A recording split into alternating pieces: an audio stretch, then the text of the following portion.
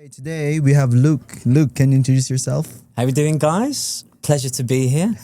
Okay, so I'm a wellness coach and I'm working currently in biohacking and longevity wellness. And I'm a trainer here, been here for 6 years, pretty much. 6 years, Valentine's Day. So just over 5.5 years. Oh, wow. That's 6 years. Yeah, Time Valentine's flies. Day, mate. Valentine's Day. Crazy. I landed on Valentine's Day a month before COVID. Yeah.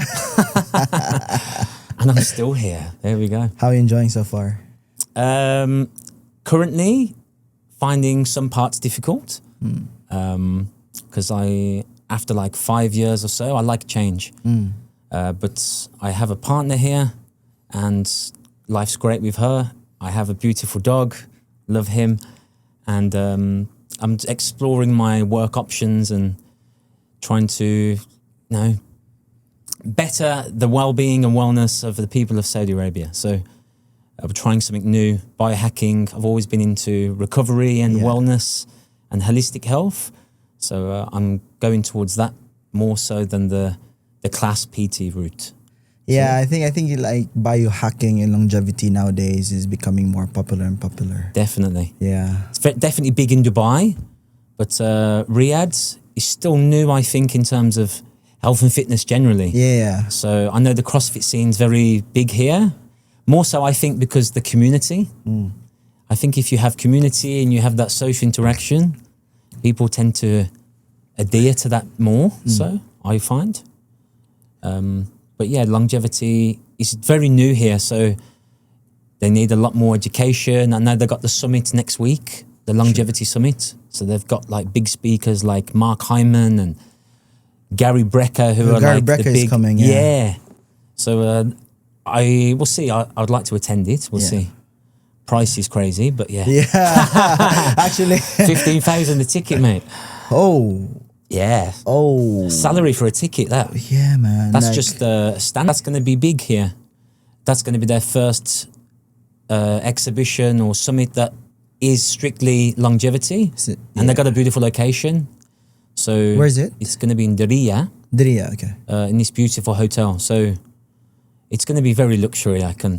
Yeah, we know Riyadh. Yeah. They like the luxury. Oh yeah, for sure. I have a very good friend of mine who's actually gonna be my guest next week. He's also speaking. Not speaking, but he's gonna be attending the biohacking Xenos. So he's more like into spirituality, longevity. I think that's quite big here.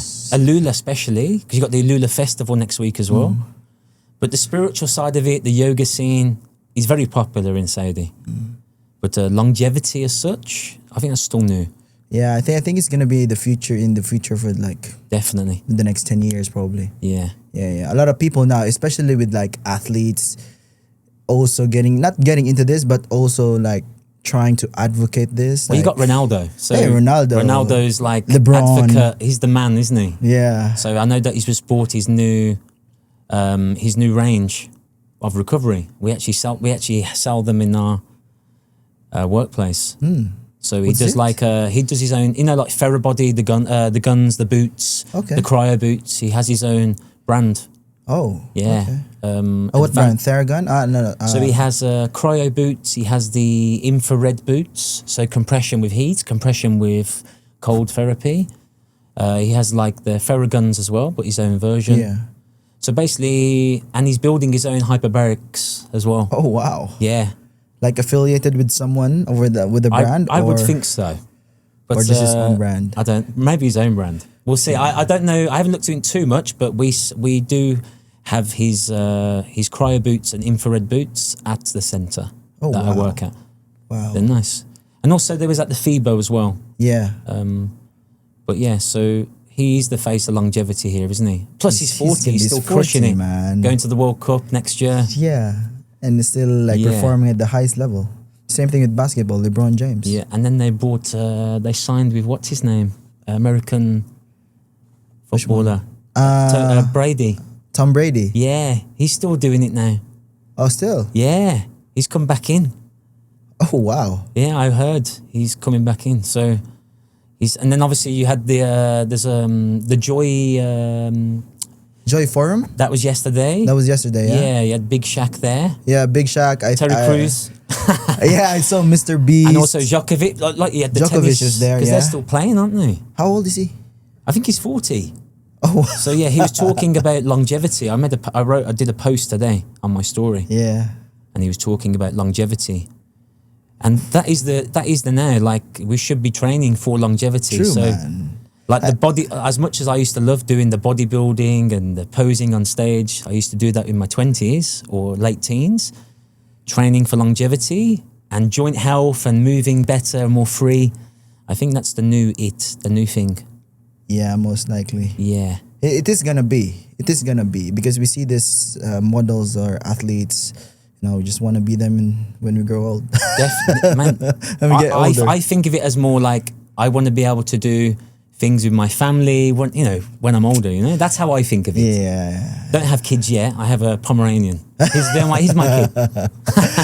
But this is what I've been trying to tell my clients even before then. Yeah. Our goal is always to be able to play with our grandkids when we were 60. Yeah. We're able to chase them. Yeah.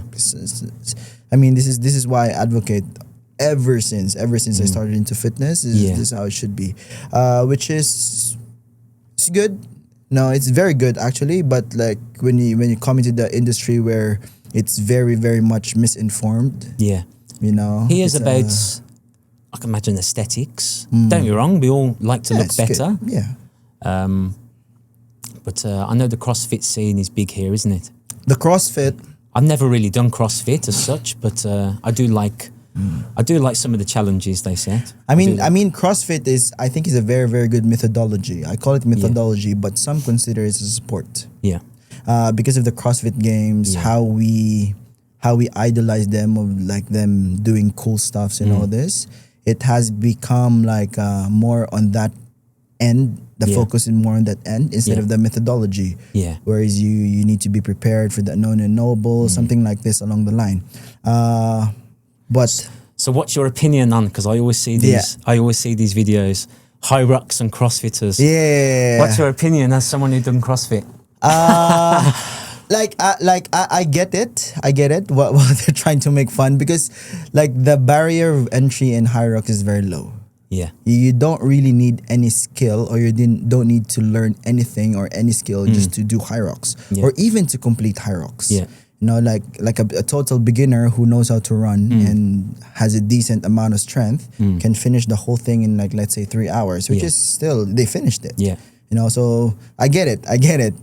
Whereas in CrossFit, there's always this level of skill that you need to learn in order to compete. You've got the big Olympic lifts and things like this. Like even the handstand walks. These skills you need to learn. Yeah. Even I can't do a handstand walk.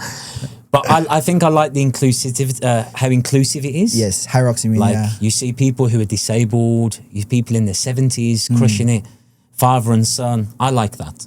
In high rocks? Or high rocks. High rocks, yeah. Actually, in CrossFit, we also try to advocate that. Yeah. The inclusiveness or the inclusivity of the methodology itself. Okay. But it's just due to like even the me, intensity though, isn't it? due to the complicated movements, it has become like a bad stigma into it. Like even me, I don't teach like squat snatches. It's not for everyone. It's a cool movement, but it's not for everyone. Yeah, definitely. It's just you teach it like how would they use that in their daily life. So what's I can see as you're a father. Yeah. What's your form of training now then? Oh, just trying to live. Just to get by. I love it. First of all, I'm trying to complete my 7 hours of sleep. That's one of a training. That's one training that I'm trying to. We like that to achieve. Do you use Whoop? No, not into that. Apple Watch. Yeah, just use Whoop. I don't use anything. I'm my body clock is quite. I wake up the same time. I go to my sleep pattern at the moment's not the best. I always wake up at 5 a.m. every day. Because I have the dog, so like I know I have to walk him every day at this time. Oh, it's good. Because he's waiting, ready. You're gonna be an awesome father in the future. But my sleep, I probably don't sleep enough. But my quality is good. So if it's 5 hours, it's straight 5 hours. It's not. It's a good 5 hours. There's no like.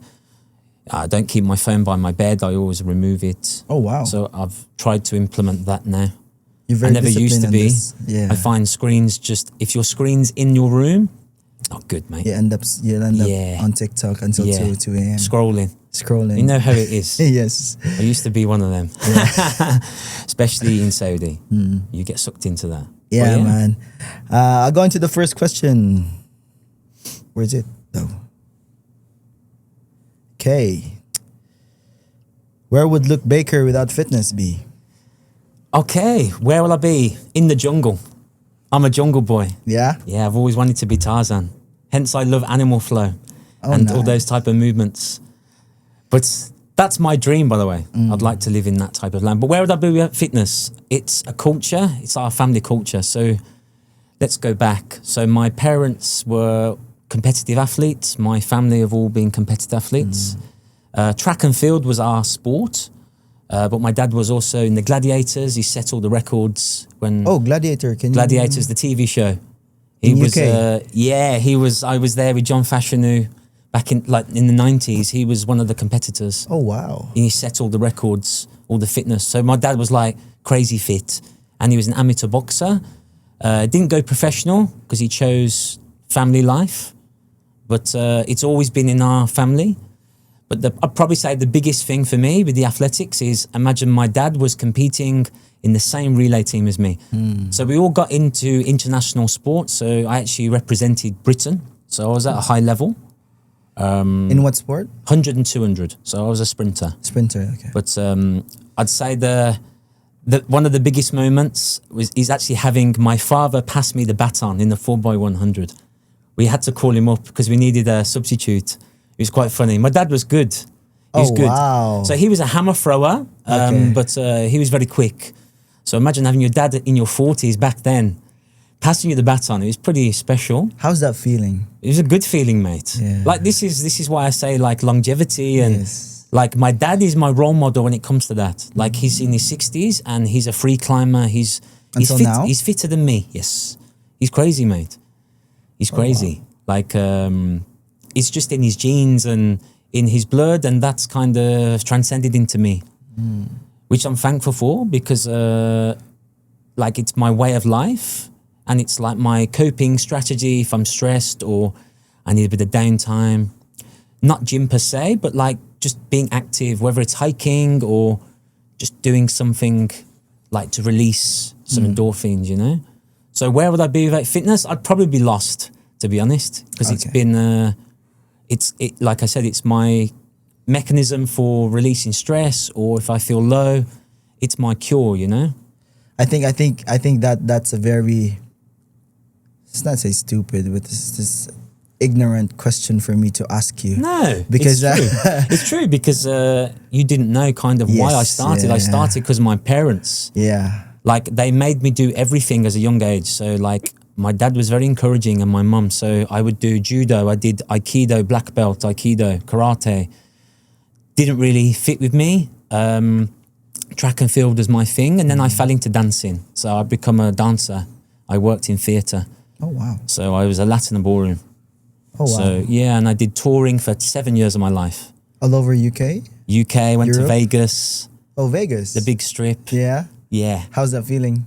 Amazing. So, how's the experience? Like, think of it as when I was in my early 20s, I was doing the job of every 20-year-old's dream. Screaming women, fans, you know the drill. Yeah. You know? But touring with the guys... I did like probably over 200 shows a year. Oh, so I was living on a tour bus with the lads, testosterone filled. But like, it was a good experience. Like I just fell into it. It was very random. How'd you get into it? So dancing, I've always been a fan of Strictly Come Dancing. It was like my dream. It still is my dream. So Strictly, if you're watching, I want to be on that stage. I've always been into the flamboyant dress sense, hence my clothes currently. We'll probably get to that later. And I've always been, I love being on stage. I love performing, you know? It's like when I do classes, I make it a performance, not just a class. Yeah. You know, like I will give my energy like 200%. Regardless of how I'm feeling, I make it a show every day, you know? So I do my best with that. But I think, again, probably my dad he's a showman. He's a Leo like me. We're both born on the same day. So So your birthday date is the same? Yeah, me and my father exactly the same. Oh, wow. And my dog, believe it or not. 3 lions. Wow. Yeah. So we all have the same character. So like, we're very competitive with one another. Like, we was always competitive and so, but the dancing thing, that was just more of a passion that, you know when you're watching TV and you're like, I want to do that. Yeah, and I seen the clothing, the sequins, all that. And I love how they move and also just how they lead the woman and the respect that they get and, you know, being able to lead on stage and present the woman. I've always like been fascinated by that. And then I went into lessons. I never went to dance school per se. I literally went to Pineapple Dance Studios. What do you mean by Pineapple Dance? So Pineapple Dance Studio is the big dance studio in London, where they used to do a TV show on it. And I attended there for an audition for this new dance troupe, and I got chosen. So it was combining obviously aesthetics and how you look, but it was very artistic. It was very dance-based and very characterization. I like being in character. So like I did do a show called The Dream Boys, which is like your Magic Mike of the UK back then. It was in the name, Dream Boys. So it was all about, yes, looking good, but it was more about making the woman or the guy feel amazing. So like it was about putting on a show, but you know, being the character and making them feel special. And I like that part of it, you know. And I continued that for 7 years. We did things like TV work. I did live TV shows. We did Britain's Got Talent, America's Got Talent. Did you? Yeah, we did like the opening scene and for the, you know, when they have like the acts on stage. Yeah. We did that as like the opening, like we opened the scene with Simon Cowell and I was dressed as an officer and a gentleman and we did a dance routine to Danger Zone from Tom Cruise, Top Gun. Oh, wow. So I've done all those crazy things back in the day. Not many people know that. Now a lot of people will know. I mean... But like that was, I kind of fell into it and like I was always doing PT on the side and things like that. But when you live in London, mate, you kind of do anything to survive, you know? So I was doing that. I got sucked into it. I did it for 7 years, mate. 7 years. Yeah, but it's a cutthroat industry. So like... I got injured and, you know, I got cut off. And then it's okay. Like, life's a journey, right? Yes, true. But I met amazing friends and lifelong people like I'm still friends with. And I learned a lot about myself and teamwork because we was a team. So those skills transfer into what I'm doing now. So when did you move to Saudi or how did you get into the talks of moving to Saudi? Okay, so... Saudi, so at the time I was currently working as a live-in chef. So I was a vegan plant-based chef. So in where, in the UK? In London, In London, okay. So I did a course using like alchemy and raw immersion, using raw ingredients, foraging. I've always been into like veganism. So I was vegan for a good few years. I'm not keen on the word vegan, plant-based, let's say. Plant-based, yeah. And just, I wanted to test my body and how, like the inflammation I had, the gut health, and I loved it. And I loved the creativity and the color. I'm into colorful plates. So I was doing that for a side job. When you do a live-in role, you feel like you're in prison, you know? It's like you're on call. And I was just like, I'm not feeling this. And I had a random message on LinkedIn about a company who you actually work for currently. And I'm very grateful for them for bringing me here. So I had a message to work with a company called One Rebel. Okay. So it's a UK brand. It combines boutique and entertainment. So all their trainers are entertainers or all dancers. In your line. Yeah. And they were opening it in Riyadh. And then 2 weeks later, I was on the plane. I didn't tell anybody, mate. The only people who knew was my family. None of my friends. I didn't tell anybody. I just got the plane and I left. I thought, let's just do this. Middle East, I've never been to Middle East. Never been to anywhere in the Middle East. Saudi was the first place. Never been to Dubai or anywhere like that. Yeah, nowhere. What was your family's reaction? So back then, obviously the stigma was, you know, with the terrorist attacks and things like this, the picture was just completely wrong. So their reaction was, what are you doing? But they know I'm quite impulsive and I'm up for a challenge. And that was the reason I thought, why not? If I don't like it, I can come back. True. You know, and I jumped at it. I took a leap of faith, let's say, and ended up paying off. But at the time, after 4 weeks, COVID hit. And then, man, COVID hit was hard. Tough then. It was hard, mate. So imagine I just moved to a country, brand new, Mr. Hagbani, who looked after me, bless him. Like, we did a 8-month stint where we did like our own schedule. We had like, we got a treadmill, techno gym. We did like a daily routine where we did cooking lessons. We did planning of Optimo. We were going for Optimo and Be Fit, drawing out what his vision was. Making sure that we were occupied and busy. Because COVID was like, what would you do? Let's be honest. What did you do? Everything's closed off. Closed off. Yeah. And Saudi were very strict. Boom. True. UK, no. They were still open and struggling and trying to run bars and things. But then it caught up with them. Saudi were on it straight away. 100%. I think Saudi was one of the countries who did it right. 100%. In regard to just like the control of the coronavirus. Yeah. Because you cannot go out the district that you're living in or the neighborhood that you're living in. I got COVID 5 times, mate. Oh, 5 times in that year. Oh, wow.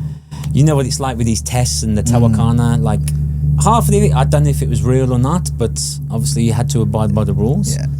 But I actually enjoyed it, you know. Like I love home workouts, and also it made me learn about myself. Before I come here, I had a bit of a relationship issue. I split up after a long-term relationship, so it kind of got me over that also. So it's actually good for me. And also I spent time with learning about some Saudi culture. I was learning the language. It's not the best now, so don't ask me to speak that. So I kind of enjoyed it in that in that span of time where you were locked in. Like, I mean, just basically you and just me and myself. I got to understand myself and look at I was in my best shape of my life. To be honest, I was training. That time. Yeah. Like I've always There's maintained nothing else to do, eh? Nothing, mate. Eat properly. Even Fahad was ripped, mate. He was like 8% body fat, mate. Oh, he was shredded. Yeah. So like we used the time wisely, which helped, and also because I was on my own, I didn't know anybody. Being around those people helped. So like I was grateful for that because I don't know how I would have survived if I was just on my own. I think I would have cracked up for those 6-7 months. Yeah, you know? I've heard worse story, man. Like for people who were stuck here during Corona. Yeah, and they got like they're living alone. They couldn't work. Loneliness is hard, mate. It's tough, especially if you're not used to it. Yeah. You know, I'm quite a strong character. I like my own company, so it didn't really affect me. But I think after a few months, I think I would have been like, what do I do now? Yeah. What do I do now? But then eventually that ended, and then Rebel opened, and then it took a while to build. As you know, things like this take time. It's all about marketing. Yeah. But like, I know what people are like here. They like to jump on the new trend. So if something new comes in, they're like, okay, we'll go to it. And it kicked off. And then after a few years, we moved into something new, and that's where you're working now. So obviously I went to Optimo, but I loved Optimo, just wasn't for me, which is fine. And then I went solo doing freelancing. I love freelancing, but it's very hard because it's not stable. Yes. As you know, it's stability in Riyadh, especially Riyadh, there's so much happening now with Riyadh season and things get expensive, and I was like, okay, I need a bit of stability again. Yeah. So then this is when I went into longevity and doing the wellness scene there. So yeah, that's me in summary. Yeah. How comfortable are you in Saudi? Oh, okay. I'm a nature person, so I thrive in nature. So that side of it is very hard for me. I can tell, man. In terms of, I have a awesome community and friendship and local people like me here. So I said, so if you're new coming to Saudi, if you can find a good circle of people, you'll survive easy. It's very good. But which is very, very easy actually. Yeah, but the traffic kills me, mate. The roads, I just can't do it anymore. The roads are killing me. Yeah. I feel like since the metro has come in, the roads have got worse. Better days ahead, I believe. We see. Yeah. But they're building the Sports Boulevard, which looks exciting. Ooh. It looks nice. I'm very excited of that. Are you? And also some of the places they're building in Kaft and the Red Sea is mad. I think some of the hotels and things are crazy. I think you will love the biggest park in the world. They're building that looks nice. Yeah. Because but whether my future is here long term, I don't know. I have an open mind. I'm just kind of like, I have my partner, I have my dog. Like, I'm good at the moment, but I do love. I'm a family person, so I do miss that, and I don't really get a chance to go there. They did come here last year, so I'm going to try and get them to come to Middle East this year. Middle East looks exciting this year. Cardi B. She's going to be here? She's going to be here. I can't imagine Cardi B in Riyadh. That would be challenging outfit-wise. Exactly. But in terms of Riyadh, I think it's quite easy to adapt here. If you're open-minded and you want to learn the culture, because the culture is very nice. The food is very hard for me because I do like to eat healthy and I'm not really into heavy carbohydrates. But if you have good people and a good circle, it's very easy, But the roads is the cross for me. The roads. How's the luxurious life in Saudi? If you've experienced it already. I've experienced a lot of things here. Okay, can you tell me about this? Okay, so I'm not really into luxury, I'll be honest. I do like clothes and things like this, but I like the simple life. Like, I love camping, I love those type of things. But, okay, let's go back. So, Alula is my favorite place in Saudi. Oh. I was lucky enough to... How many times have you been there? Free. So, the first time I actually went with Fahad, straight after COVID. And then the second time I got funded. I got paid to go. Oh, wow. So I went there for 7 to 10 days. I stayed in the banyan tree before anyone else stayed there. The one where the pool in the canyon? Before it opened. Oh, wow. So they wanted me to just do some content with some of the friends. So it's who you know here. If you know good people, you can get to go to some amazing events and things. And I stayed in Habitats as well with the beautiful pool. Yeah. But like the energy and the scenic views in Alula is just next level, mate. That's Saudi to me because it's just traditional, authentic, and the energy there is just beautiful, man. So I did get treated like a king there, and I went to see Lana Ritchie, Alicia Keys, Andrea Bocelli live. So that was an experience, front row. Front row? Yes, mate. Still got all the videos. Lana Ritchie was like big in our family with like soul music, Motown. So that was a definite luxury. Also, the clientele here, they do look after you, and the hospitality is second to none here. It's crazy. I'd say the hospitality here is the best. Like they do treat you like royalty. Like every time when they're standing there with their phone, with their Saudi coffee, and hospitality is a big tick here. I think they're very proud of what they have, and they want that to share to everyone else who's experiencing Saudi. And I wish England was more like that. It's not like that. When I went back home, it's just not like that. Yeah? No, it's the same. But so that was one. The desert camps, mate. Next level, mate. There's me thinking a camp, just a normal tent or... A normal tent in the middle of nowhere. PlayStation 5, poker. You boil your water and all that. Man, like pizza ovens, like underground cooking, chefs.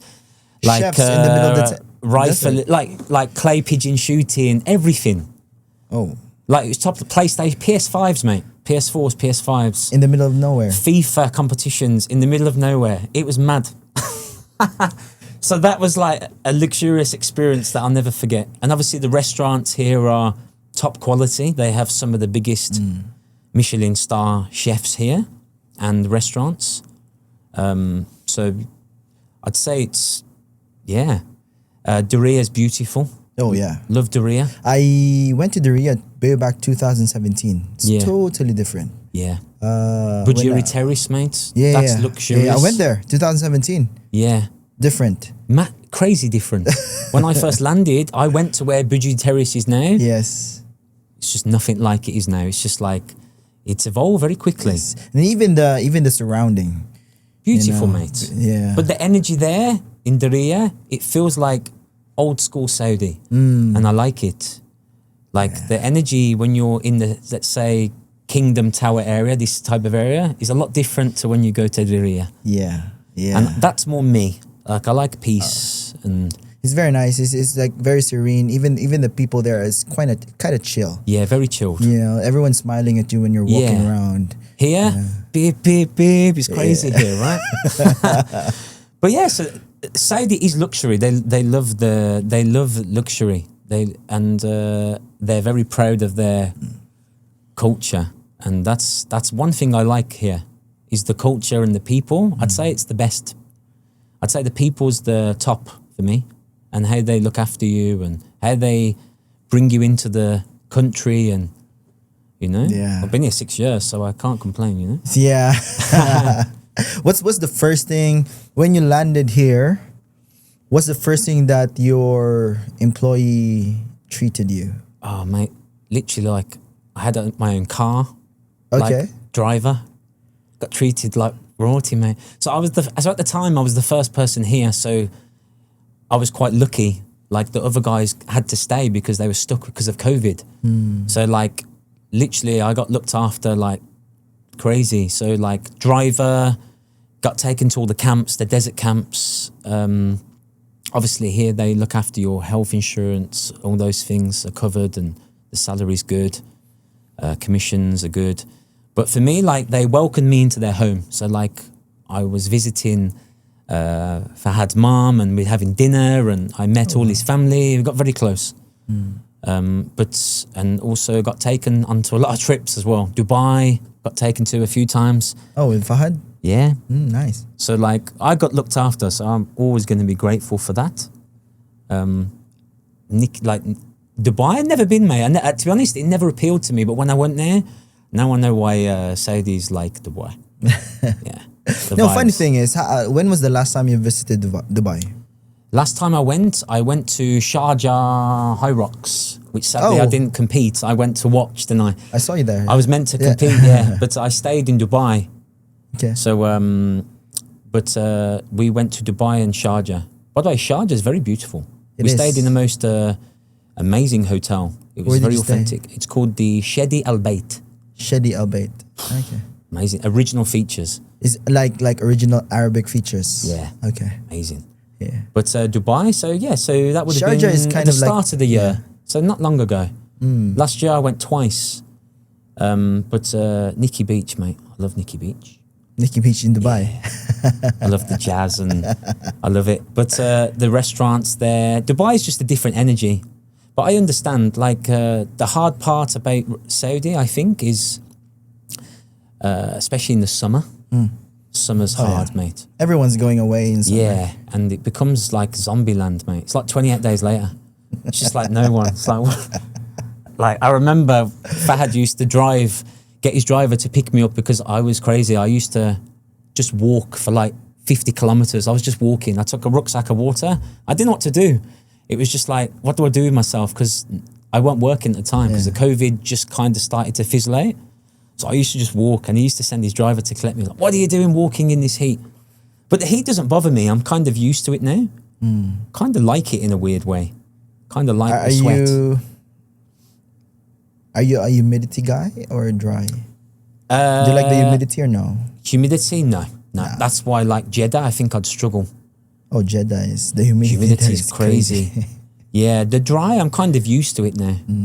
You know? But yeah, Saudi is luxury, let's be honest. Like when my dad come, or when my sister come even, she got treated, mate, like royalty. Like I chauffeured her everywhere, but like I have a lot of connections here and they hooked her up with like the best of everything. And my friends were like treating her. They bought her a lot of gifts and abayas and handcrafted abayas, and she loved it. She was like, I didn't know it was like this. This is funny. So like after like 12 months of being here, the backlash I got from when I left, they were like, when we come, I want to come and visit. It was crazy. Like, Do you keep informing them on what you're experiencing? So I always post. Mostly I post a lot because I want people to see what I'm experiencing. Yeah. You know? It's nice to... I want them to... The whole point of opening up more things in Riyadh is to bring people from Europe and all over the world to come and... Because it wasn't a tourist destination, was it? It wasn't, yeah. I remember Alula... There wasn't even like a tourist visa before. No, mate. Oh. But the best thing was Auntie Joshua was fighting here, and 2 days before the fight, my dad called me going, making a joke like, I want to come over. And I says, come on, let's do it. So I got him front row tickets. My friend got me, he works for PIF. He got me front row tickets. Next day, mate, my dad was on the flight over. I convinced him to come over. And because my dad at the time was like, what are you going there for? What are you going there for? But when he come over, mate, he loved it. Yeah? Yeah, he loved it, mate. How many times have your dad came over? So my dad's been here once. My sister come here once with her partner. Yet to come is my mother and my brother. I want them to come this year. I think my mum will like it because she's again like, she's quite simple, but like I think she deserves to be treated like queen. So I wanted to experience that side of it. Yeah. My mom is also coming over next month. Yeah. November. Perfect timing because November, December, you have knows that the weather will be nice. The weather will be nice, yeah. People are happier as well in the winter. True. Yeah. Summer, everyone's miserable. The energy's flat, mate. Like now, the people are a bit more happy, and Smiling. even when we're doing classes and things, they're all just happy, you know? Yeah. Because the weather's better. But even on the roads as well, like there's less carnage. It's a little bit chill. Yeah. Driving, but we like that. Too much traffic though. Still. Too much. I feel like people just like being on the road, driving. You think so? Yeah, because every time I see, they're just like, they've got the kids standing out looking at the sunroofs, or like they're just chilling on the side road on their phones. It's just smoking their vapes. It's like they enjoy it. It's very weird. I mean, kind of guilty sometimes. We Yeah, just go you out do to that? drive, yeah. I just couldn't do it in Riyadh. I mean, maybe if I went like further out to the desert, like you know what? Famama The Desert. best time to go out is Friday morning. Yeah. Friday morning. Just drive around. You can go from east to west in like 10 minutes. I'd say 20. that's the only time that it's actually peaceful and you can actually enjoy driving. Yes. Sometimes me and my wife, we take out the kids. We just go drive around. We just walk the dog is the best time on a Friday morning as well. Oh, DQ, mate. DQ's nice on a Friday. Pleasant. A lot of dog walkers here.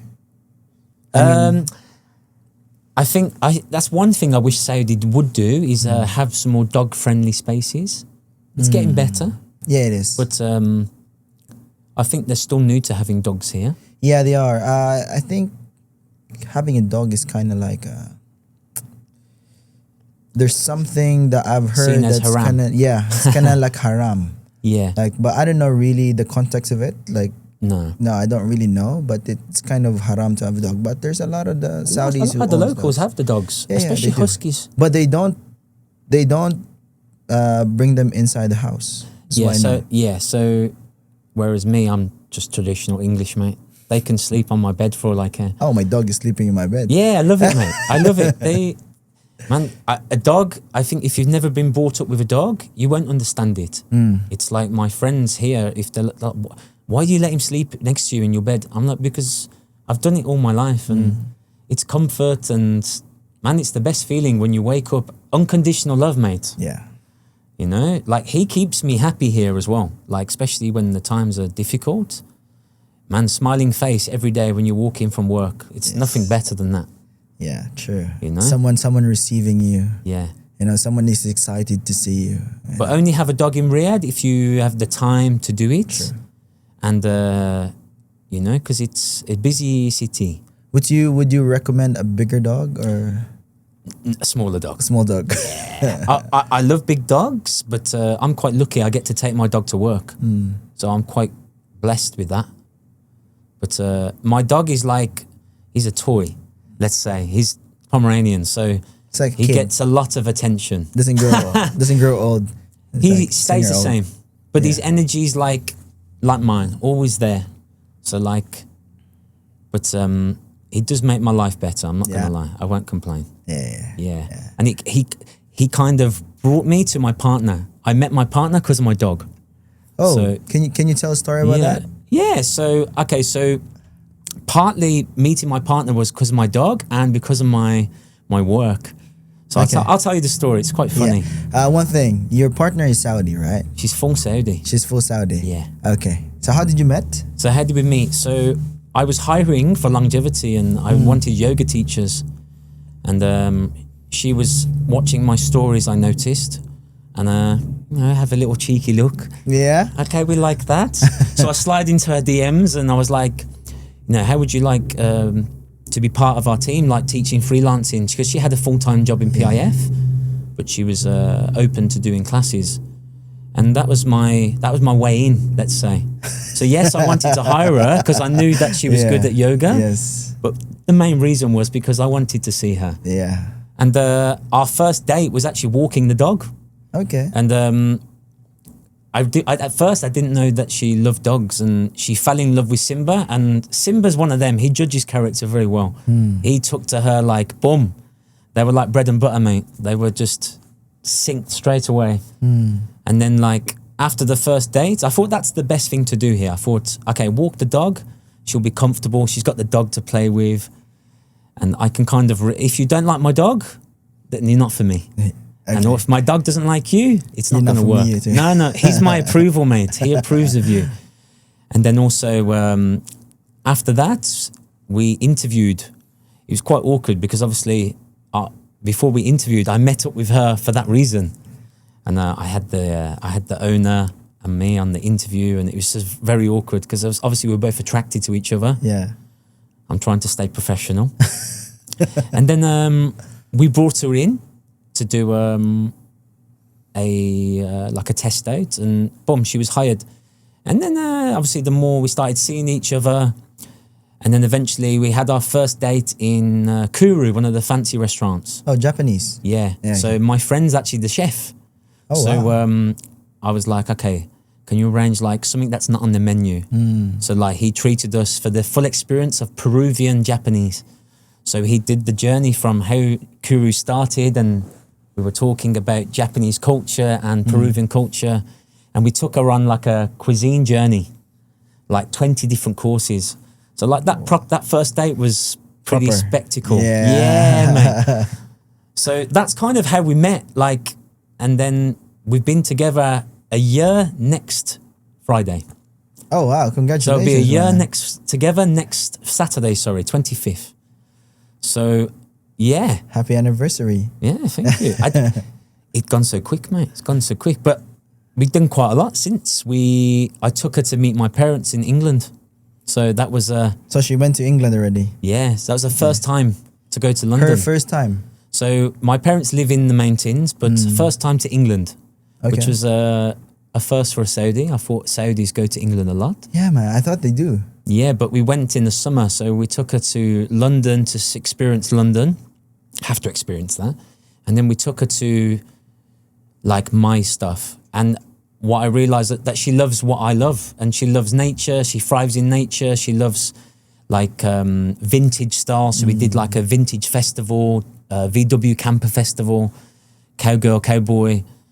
So like we gel, like, and but the reason we work is because I'm like the crazy one. She's the balanced one. So like she completely balances me out.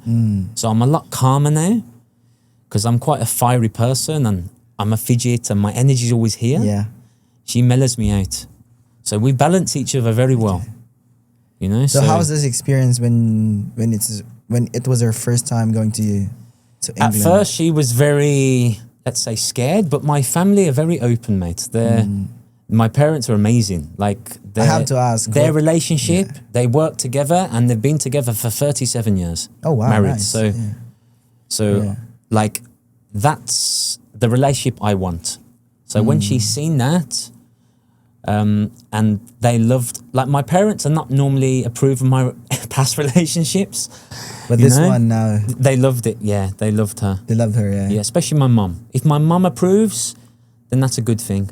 Because my dad's like, he's all good with anything. But my mum, like I'm a bit deeper with my mother. Like I'm a bit closer to my mum in terms of that.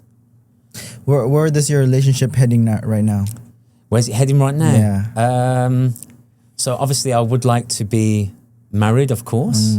That's where I see it. Okay. But we're looking at, like, eventually it won't be Saudi. It will be somewhere else, maybe nature or beach, because she's more of that person. She's not a city girl.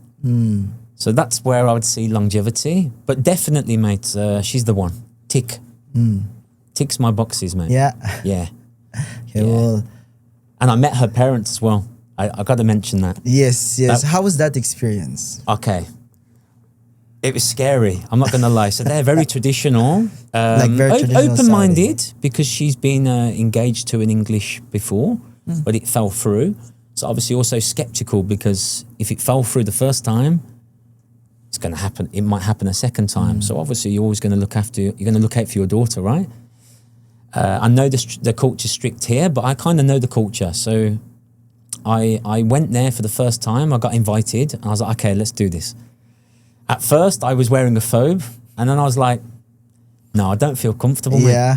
I thought I need to be my authentic self. So I went in my ripped jeans, my low-cut top, my bohemian style flowy, like thobe style. Yes. It looks like an abaya, but it's from the desert in Alula. It's very fashionable, very boho style. And then my trilby and my dog. This is no joke. So I turned up there as me, and I was like, I'm going to bring my dog, because this is me. Yeah. I wanted them to see them as me, you know? And at first, I think they was just like in shock, like, what's going on here? Yeah. But man, after a half an hour, like, I got them laughing, they were smiling, and I was there for 2.5 hours. Oh, wow. Talking.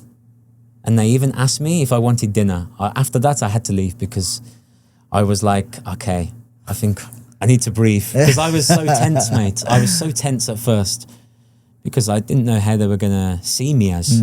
So originally, you're not allowed to see the mother. So you're sitting in a separate room, dates, being treated like royalty with food, drink.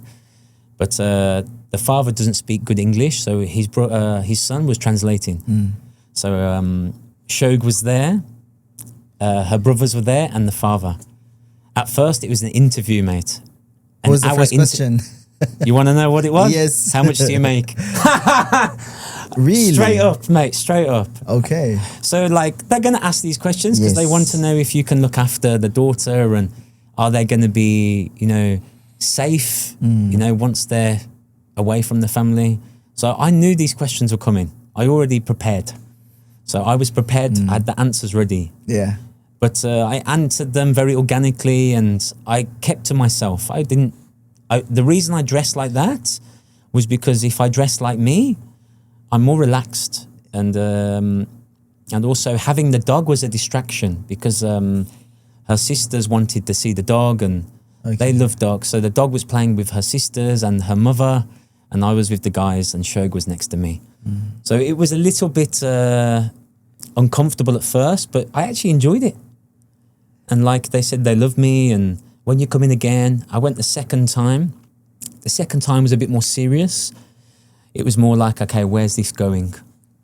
Okay. And then they were asking me questions about like the future and things like this, just to make sure that I was in this for real, you know? Yeah. And then they're asking me to invite my father over. So when my dad comes, they want me to bring him over. Oh, wow, nice.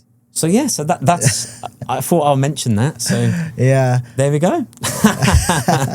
Well, I bet you should be nerve-wracking, because it's different culture, different country. Very nerve-wracking, because I don't like talking about things like salary, especially finances and things like this. You know, in the UK, do you talk about this? No, mate. No. So in the UK, it's normally, don't get me wrong, the father's normally the strict one. The mother's the strict one here. The mother. Oh, okay. Yeah, the father, who's very relaxed. My way out of some of the questions was talking about Al Hilal, because he was an Al Hilal supporter. Once I mentioned that, it diverted to Al Hilal. So I kind of got out the questions. But yeah, the mom is a bit more strict. She's like, let's say, the man of relationship here, especially in Shog's Did the mom family. ask you anything? The mother? Yeah, so she got questions sent on WhatsApp. Oh, to you or to your the girlfriend? sons. To the sons, okay. So it was questions like, is he healthy? Does he smoke? I was like, I'm one of the most healthiest people you'll meet, you know? So that was fine. That was the questions? That was the questions. Okay. So, yeah. But once those hard questions were asked, the rest of it flowed and it was nice. It was very easy. Very easy. But like when I first stepped in, I was scared because I didn't know how they were going to take me or view me wearing the clothes I had on. Yeah. You know? Is there like a smirk of reaction into what you're wearing? I'm very bold. I'm very out there, but it just symbolizes my personality. Yeah. My energy is quite infectious. And also I guess being on stage and being dancer for that many years and doing TV work where I was presenting on QVC, doing fitness products, I had to be very confident in my skin, and I guess it's that.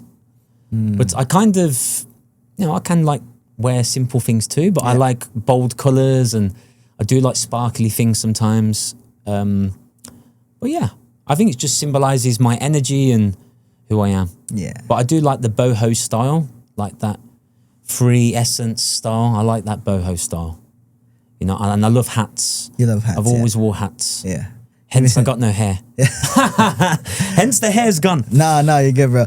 Speaking of your fashion, what's the story behind it? Story behind it, mate. I used to dress awful when I was younger. We all had those days. Yes. I try to wear. I don't believe in wearing. When people wear like a luxury item, but they have too many. I always have one luxury and the rest is simple and it fits together nicely. Normally it's either luxury in terms of hat or footwear. Normally, because I like footwear. Yeah, I love Italian footwear. Oh. Or I love hats, like nice hats. What's a good like Angelo Galasso or Italian brands. Angelo Galasso or like your Versace type things. Like I don't own a lot of those things, but I kind of keep a lot of my fancy stuff when I was in England, you can get a lot of nice things. In London, like when I was touring, I was earning good money, but also I wasn't literate with finances, let's say.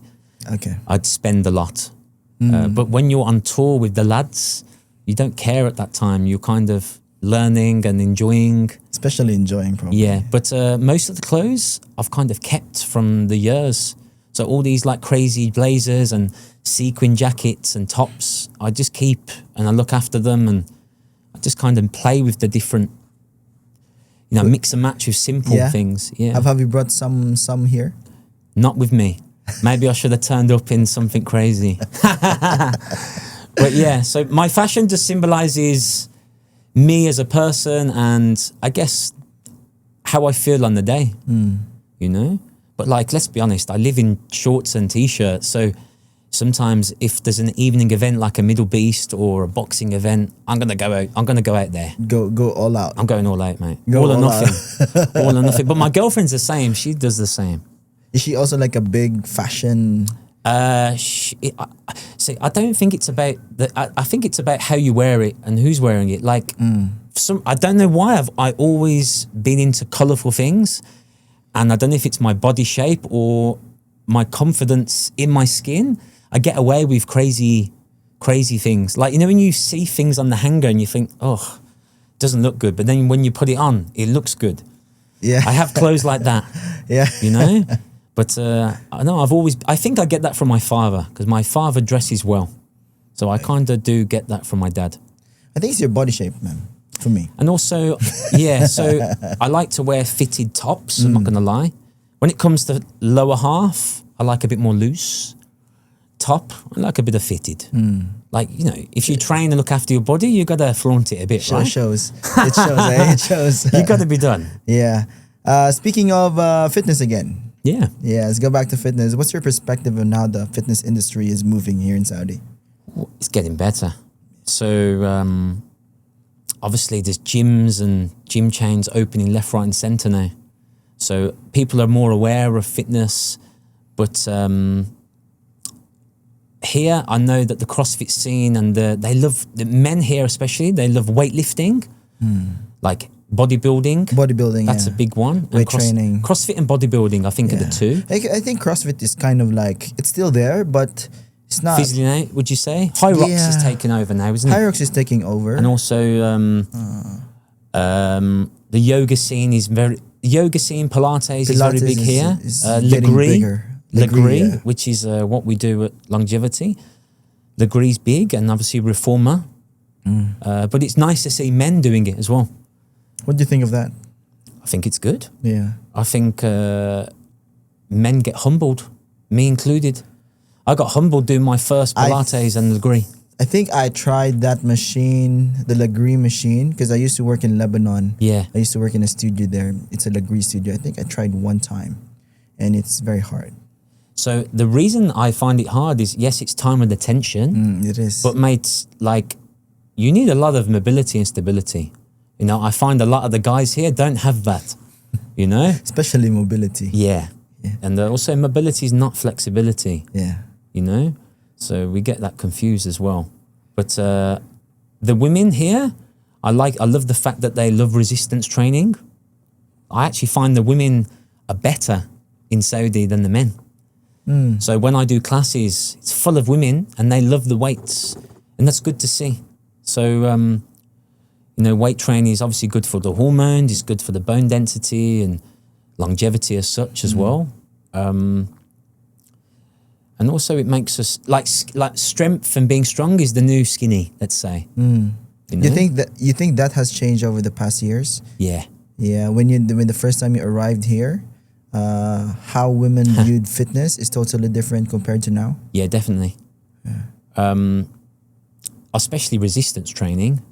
You know, I don't want to get muscular, I don't want this to happen, I don't want to look big. And then now it's completely reversed. The opposite. Yeah. Also, I guess with COVID as well, home fitness was the thing back then. I think home fitness is still good. Especially in Riyadh, a lot of people have their own gyms here, don't they? They do, yeah. They have very big houses over here. Yeah, they do. They create some mad houses. They're more like resorts, aren't they? Yeah, when me and my wife passed by like a huge house, it was like, oh, back home, this is already like a city hall. It's mad, mate. Literally. Some of them are like a resort. I used to do a PT where it's a family resort and it had like 50 mansions on. It's like a resort and it's just their family. It's just like, what the hell? Different houses for different activity. And like their gym was like the size of, say, a Fitness Time or like a big chain gym. They have like a pool inside? Ridiculous, mate. Like jacuzzis, everything.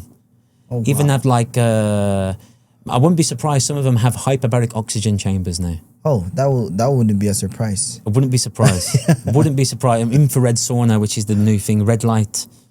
But the fitness scene here is definitely evolving. Definitely evolving. And it's nice to see. And obviously they're doing more like fitness exhibitions. You had FIBO for the first time. You have like the Riyadh Muscle Show next year in February, I think. Yeah, I think they already did one this year. Okay. I think so, yeah. Yeah. I know they're doing the Gymnation is doing the High Rocks scene now. Yeah. But it's nice. It's good. I like seeing the change and it's evolving quickly. That's the word. It is very quick. The transformation's fast. Is too quick dangerous, do you think? Maybe. I think yes. What's your opinion on it? I've been here in Saudi for quite some time now, and it did evolve very quick. Yeah. Like let's say in a span of since 2022, I think. Yeah. You know, because I was here 16 until like 19, and the fitness scene was okay. Yeah. It was okay. It's saturated now. Now it's getting saturated now. Yeah. But is the quality there?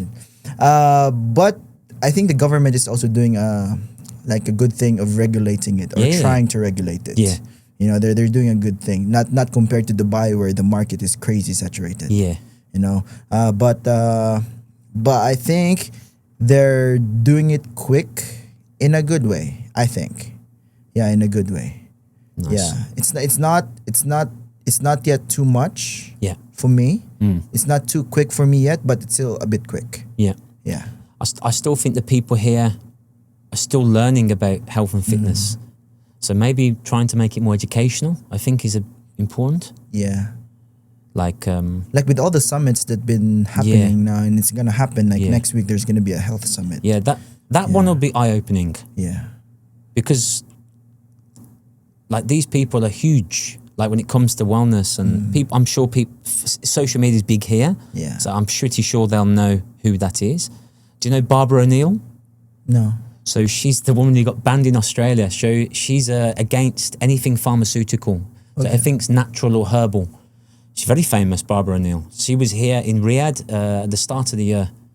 And that was big. Like it was full, mate. And she's into all the longevity, but from a naturopathic way. Pathway, yeah. I think that's becoming big here as well. Like the naturopathic scene and like herbalism and like, because I find those things interesting. You know? Yeah. But I'd say healthy eating is still new here. It's the hardest thing here. I think it's more like cultural. Yeah. You know, like people like to have.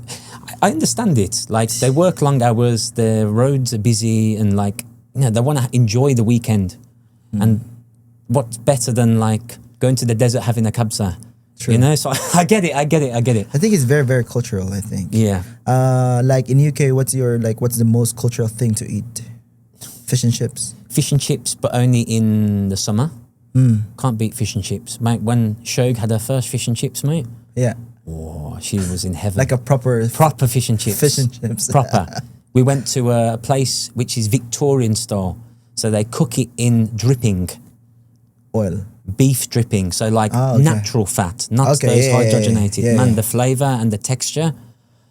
Her face was next level. So she had the proper experience. But I'd say roast dinner. Roast dinner. Like a Sunday roast. That's very traditional. Like I miss that. But like again, that's something that you look forward to maybe once a week or once every 2 weeks. It's not something you have every day.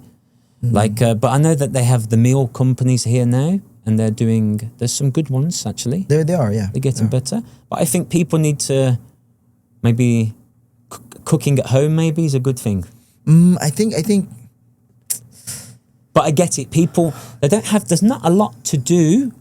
Especially in the summer. So I understand maybe going to socialize with the friends. So I get that side as well. Yeah.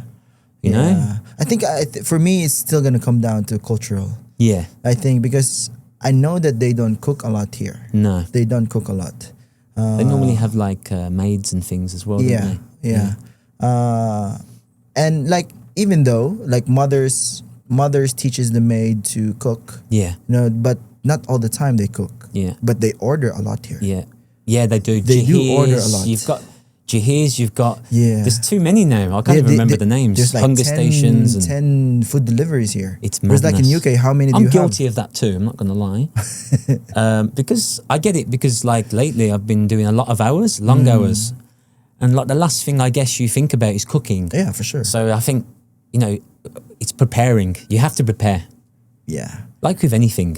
If it means if your health is important to you, you will make 10-15 minutes to prepare a meal or something quick, simple. So but like now you don't have the luxury of that. I don't, but I make the time. Yeah. But if I do order, there is some healthy options here. Do you meal prep? I used to, but so when I used to compete fitness, my lowest body fat was 2.9%. Oh, wow. I was shredded. Naturally, I'm 6-7%.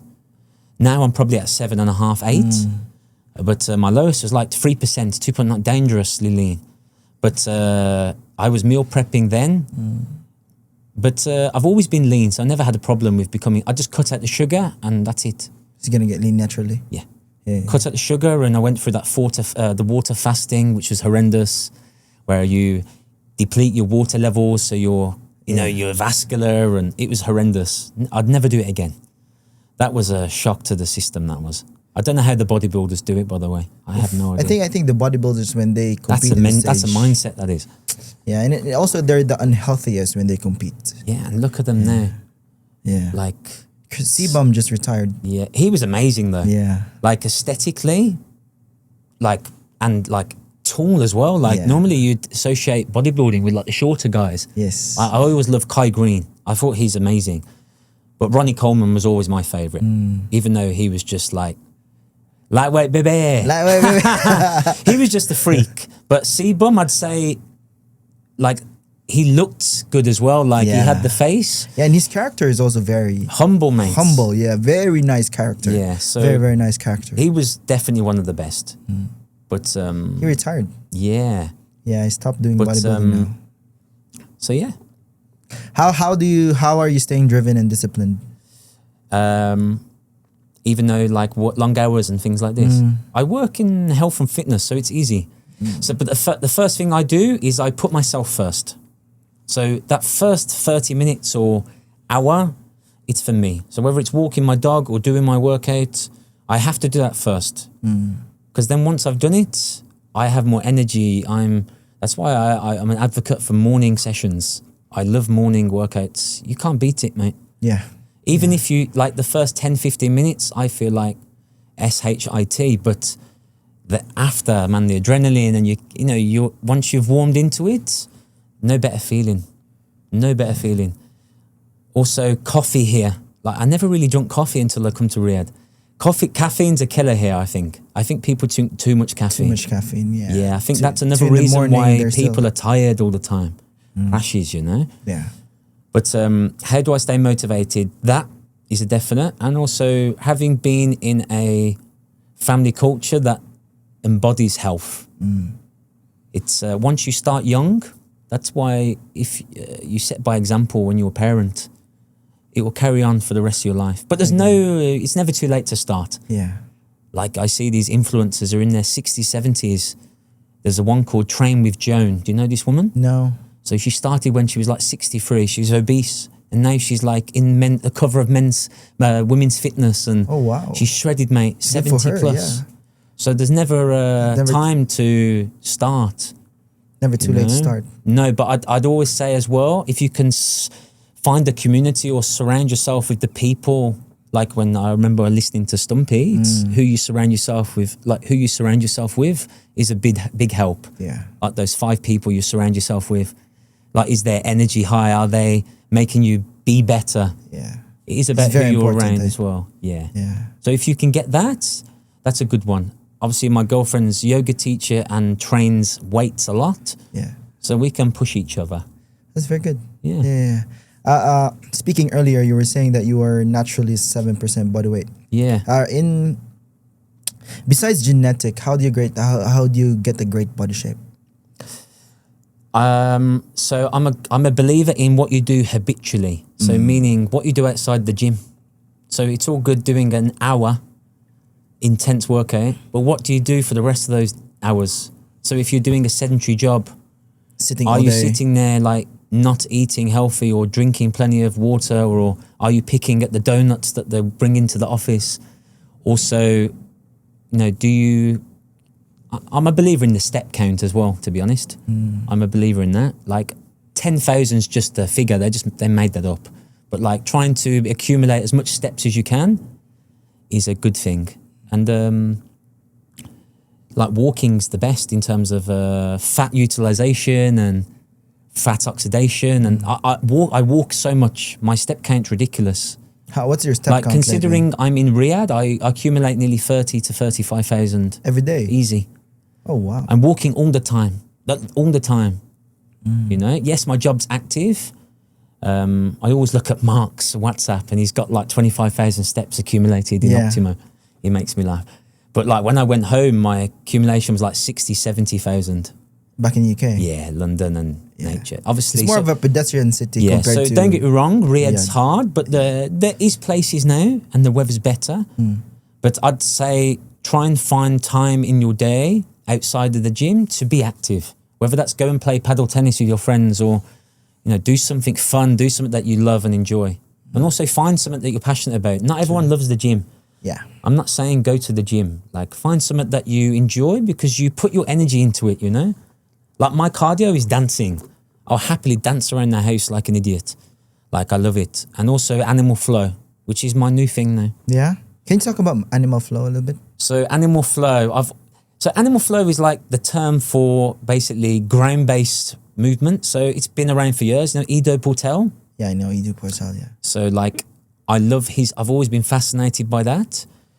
Like he fixed my shoulders. Sorry. Yeah. He fixed my shoulders. He's the one who said that you hang 7 minutes per day. Yeah. So the dead hanging, brachiating, all that. 7 minutes. I'm a big believer in all that. Like I've seen a video of the Chinese, man. When you see the old age pensioners in China, when they're just hanging and doing crazy L-sits, and like I love parks where they're just doing calisthenic style workouts. I love calisthenic style workouts. But animal flow, so basically what it is, it's a combination of locomotion, animal locomotion. So it's not like acting like an ape, but it does mimic movements of like an ape or a crocodile. But it uses things like coordination and mobility, capoeira. So it implements different disciplines. It has a few yoga disciplines as well, combined into a flow. So the reason I like it has a dance element to it. And because I love dance in general and I love choreographing and be creative, it connects you with the ground again as well, which is what we do when we're kids. Like crawling is the first thing we did. Why did we stop doing that? Hanging off a bar. We do monkey bars. We stopped doing it as adults. And now when I do classes, it's funny because people can't even hang off a bar for 20 seconds. They cry, they're screaming, their grip strength is weak. Yeah. So like, I love that type of training now. So I did a course in Dubai. I always watched Tarzan and those type of people. He's like my superhero. I love that physique. I've always been into that, and climbing trees. I love things like this. This is what my dad got me to do as a kid. And then I did I seen the course. I was like, I'm going to Dubai. So I went to Dubai for 3 days to do the course, and I loved it, mate. But man, the stress on your wrists, because I'm on my wrist for 8 hours every day for 3 days. But the best feeling, because like your core stability, because you're connecting, and also it fires your central nervous system, which we kind of neglect. Kind of, yeah. You know? So I found that my lifts are better now. I'm stronger now by adding animal flow into my routine. So it doesn't have to be an animal flow class, doing like 10 minutes of drills or warm-up, especially for the wrists and primal movements. So basically one of the movements is like a deep ape. So basically just finding your deep squat. Like again, we can't do that as adults either, me included. Back a few years ago, I was so bad at a deep squat. Like look at kids, I'm sure your son can hold a squat like nothing. You know when you see the guys on the street, like the builders, man, they're sitting in squat, like eating their dinner. And I'm just like, we should be like this naturally, but we're not. So that was the reason why I did it, because I wanted to be better in my mobility. But then also, I know I'm creative. I can do a nice class because I can add that dance background into dance it. Element into it. Yeah. So when I do my classes, I do make it fun, because animal flow is something that you have to keep doing. You can't just do one class. Nah, it's like yoga. You have to do the hours and to repeat it because it takes a long time. Yeah. But I love it, mate. I love it. So I'm looking to do my level 2 next. I've done the movements. I just need to do the test out and go and do the course again. So there's 3 levels. You got level 1, level 2, level 3. Level 2 is where you implement things like the headstands and the tuck balances. So it's a bit more gymnastic. Yeah. And then level 3 is just ridiculous. It's where they're doing like crazy capoeira and like jumps, backflips, and all this. Yeah, things if you're a gymnast, you'll find quite easy. Yeah. But yeah, it's a nice. It's great for kids as well. Yeah. Because, do they have like animal flow for kids or classes? No, they don't. They don't. But so I think that's that could be a an market for me. Yeah. You give me an idea. Yeah. Actually, yeah, because it's mostly play. Like you cannot really like I tried training kids back in the days for CrossFit. Yeah. It just didn't work for me. I didn't enjoy it because I end up teaching kids how to play. Yeah. And exercise. Well, exercising, I mean. Yeah. So play and exercise, basically, this is what I do when I teach kids. Yeah. But I didn't find it. No, I love kids. Yeah. I love kids, but I didn't find it fulfilling for me because I think mentally I wasn't teaching them the skills or the techniques that I want to teach. Yeah. But instead, what ages were they? So I teach different ages. So I think it was 6 to 9 and 9 to 12. Yeah. So normally that's when you start to structure. Because when I did my masters, I did kids. So I did pediatric physiology of exercise. Yeah. So obesity in kids. So I did like a research degree. It was a PhD, but I didn't do it last year. So it was a master's. And it was looking at fundamental movement patterns and activity proficiency. Okay. So basically running, jumping, throwing. So the more proficient you are in those basic skills, the more likely you are to participate in sports. Because you have confidence, you've got that social connection, you acquired those basic skills. Whereas the kids who never like turned up to PE or did those basic things or wasn't proficient in those skills, they struggled in sports and things. Okay. Makes sense. Yeah. So there was a positive relationship with that. And normally with that age group, it has to be play driven. Play driven. It has to be. Yeah. You know? Yeah, I find it more effective if it was 100%. play driven, yeah. Yeah. So like, yes, structured, like you would say 3 hours per week or whatever, but it has to have some element of play in there, especially at that age. Yeah. And then maybe when they got to more like 12, then they'd become a bit more focused, like 12, 16, on like maybe they'd be like, okay, I want to be a footballer, or then you can implement more of a structure. Yeah. But play definitely. Play definitely. Yeah. But even me, I'm like a kid now. Like when I train, I do it to play. And this is probably why I enjoy training so much. I don't find it boring or a chore. Because like, yes, I do like my structured leg workout or whatever, but I still add an element of play to it. And that's why I like the animal flow, because it's like playful, you know? Yeah. And that's what keeps me feeling young. Like I'm 37, but I don't feel 37. It's amazing. You know? Yeah. Even though 37 is not old, but like back in the day, I'd say someone in their 30s is old. Yeah. Back in our day. Yes. You know? Now it's seen as young, right? It's very young. But my knees are not young though. But there we go. Yeah. Yeah. Can you develop muscles without using weights? Like external weights? I think yes. Well, look at the calisthenic guys. Look at these bodies, mate. Yeah. Man, when I went to the FIBO, some of the guys are ridiculous physique. I think the only thing with bodyweight training or calisthenics for me I'd say you plateau. You plateau, I think, especially in the legs. Yeah, the legs is the hardest. The legs, upper body easily build muscle. Easily. Yeah. Look at the gymnast bodies. Yeah. Ridiculous biceps, mate.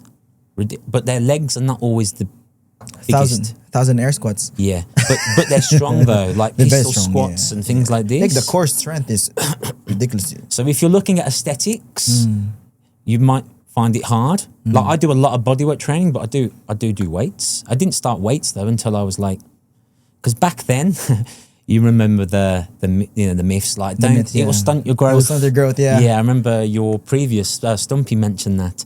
So I did a lot of like rope climbs back then or body weight. But yes, in terms of like time and attention, and there is progressions, and like if you're using those principles. But if you're looking at like aesthetics and things, or you want to become a bodybuilder, or you want to build muscle mass, it's going to be hard. But if you're hitting your protein goals and doing those progressions and looking at angles of like time and attention, then yes. But I think there will be a plateau. There will be. Especially in the legs, like you said. Yeah, lower body, I think, will be unless you're a freak of nature. Genetically, you're just gifted. Yeah. I've seen some people like that. Yeah. Like my abs have always been ridiculous. Yeah. And speaking of abs. And I eat crazy like sometimes. Yeah. My calorie intake's ridiculous sometimes. But it's just sculpted. Yeah. Like I'm kind of blessed with abs. Lucky on that one. How can you sculpt your abs? So obviously it's always going to come down to your diet. So your calorie deficit, your energy balance, negative energy balance. But at the end of the day, it's like any other muscle. You still got to train it, right? True. I don't believe in just doing spinal flexion, ab crunches. I do a lot of actual core stability. So I'm going to implement, obviously your compound lifts, you're using a lot of core. That's why I don't use weight belts and things like this. 3-dimensional training, working in different planes of motion. I'm a big advocate for that. So your sagittal plane, your frontal plane, your transverse with rotation. So implementing those type of training disciplines, modalities. Obviously, your diet is always going to come to it when it comes to ab revealing, because it's all to do with everyone's got abs. Everyone's abs are different now. I've seen some freaky abs, like Ulysses. You know Ulysses? The bodybuilder. Yeah, Predator with the hair. Yeah. Like, I've never seen his abs are ridiculous. Like 10-pack, mate. Like, just crazy. You know? I haven't seen his abs, but ridiculous. Can't imagine. Just ridiculous. Like, and genetically, everyone's ab look different. Some look like I've always had like 6 or 8, but some have always struggled to get the lower 2. No matter how much they train and diet, some people struggle. It's just why so? I'd say a genetic influence helps with that, but also maybe a certain training stuff. Like I do a lot of weighted abs because I want the thick. I like blocky abs. Yeah. I've always been into that. So obviously, and again, let's link it back to I'm always habitually active. So that window of opportunity to burn calories is always there for me. So I'm lucky in that. But if you focus on like just nailing down I'm not saying eat boring, broccoli chicken, I'm not saying that. But if you can, as everyone advocates, goes through calorie deficit, if you're looking at a lower body fat, it all comes down to your calorie deficit and eating good fiber, good protein. I love fat as well. Fat is your friend. I'm a big lover for that. I'm not a big lover of keto per se, especially the old keto, Dr. Atkins. But in terms of implementing good fats, fiber, I'm a big fiber because you're more satiated. Yeah. But yeah, so try and find a good balance of your negative energy balance, calories in, calories out. Train in a 3D way, not just your traditional ab exercises, rotation, look at, implementing things like the flow exercises, the animal flow, because it's very core stability driven and you work in different planes, and also just being as active as you can. Those are my tips with that. But train your abs like you would every other muscle. You still need a recovery as well. Yeah. But like, don't rely on, let's do 1,000 sit-ups a day. I used to do it as a kid, but like I find when I structured my training, my abs are a lot better, It's more effective. Yeah, but I do find when I was plant-based or I implement some sort of plant-based, my gut was better and I looked leaner. I was less watery.